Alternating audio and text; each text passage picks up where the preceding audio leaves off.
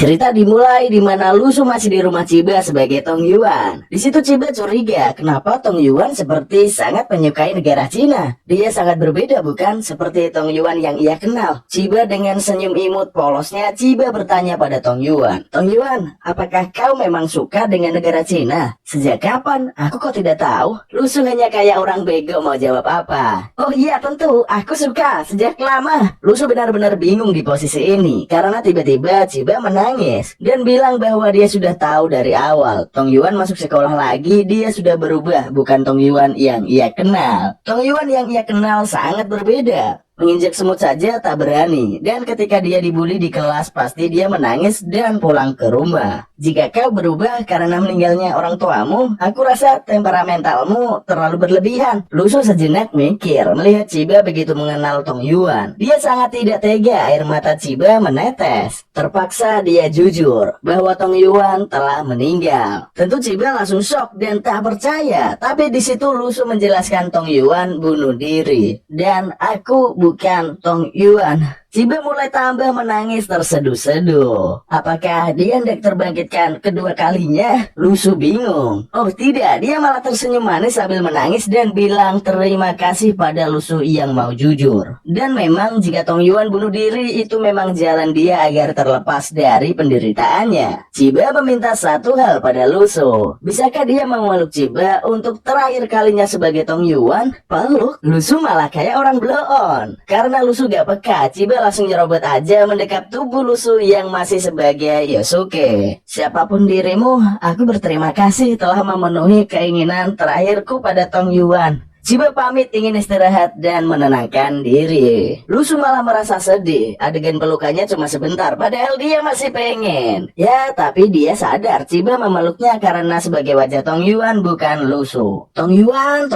aku sudah banyak menderita karena wajahmu, pikir Lusu. Tiba-tiba dari atap atas ada suara seperti jendela lantai atas terbuka. Lusu mencoba melihat ke kamar Sakura dan benar, Sakura hilang. Lusu hanya diam melihat Sakura pergi. Dia hanya menemukan sebuah surat. Lusu, terima kasih. Sampai jumpa lagi. Surat dari Sakura. Lusu double kaget. Pertama, kenapa Sakura bisa tahu namanya? Yang kedua, Sakura masih terluka. Di luar banyak sekali praktisi dewa berkeliaran. Wanita ini benar-benar badass, pikir Lusu. Tapi sejenak, Lusu tenang. Itu hak Sakura menentukan pilihannya. Lusu menatap keluar jendela dan siap merubah identitas barunya dan terus membuka nebula bintang selanjutnya. Scene berpindah memperlihatkan sebuah darah, yaitu Sakura yang membantai para utusan praktisi dewa yang berjaga di rumahnya. Padahal Sakura sebenarnya tidak ingin ke rumah, tapi terpaksa dia ke sana karena suatu hal, yaitu mengambil uang gaji pertamanya dari Lusu yang ia simpan sebagai kenangan. Dia sudah kena virus Lusu Man. Dia memejamkan mata sambil membayangkan wajah Lusu. Dia berharap bisa bertemu lagi.